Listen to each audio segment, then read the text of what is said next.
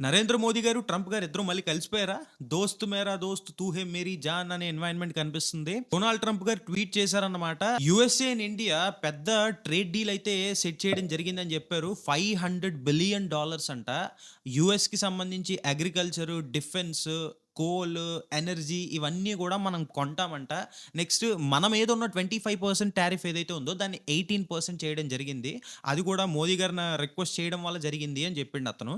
అయితే దీంట్లో important thing ఏంది అంటే రష్యన్ ఆయిల్‌ని మోదీ గారు కొండం ఆపేస్తాం అని జెప్పారు అని జెప్పిండు. అదో బాంబ్ పేల్చిండు. తర్వాత ఇటు సైడ్ నుంచి నరేంద్ర మోదీ గారి సైడ్ నుంచి రెస్పాన్స్ ఏం రాలేదు. థాంక్ యూ ట్రంప్ గారు 25% నుంచి 18% చేశారు టారిఫ్స్.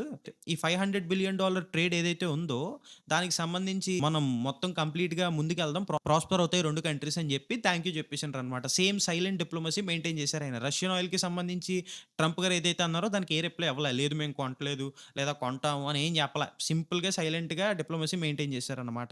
దీని కంప్లీట్ డీటెయిల్డ్ వీడియో అనేది నేను యూట్యూబ్‌లో చేసి పెట్టాను. లింక్ బయోలో ఉంది. ఒకసారి చూసొచ్చేయండి. జై హింద్, జై భారత్.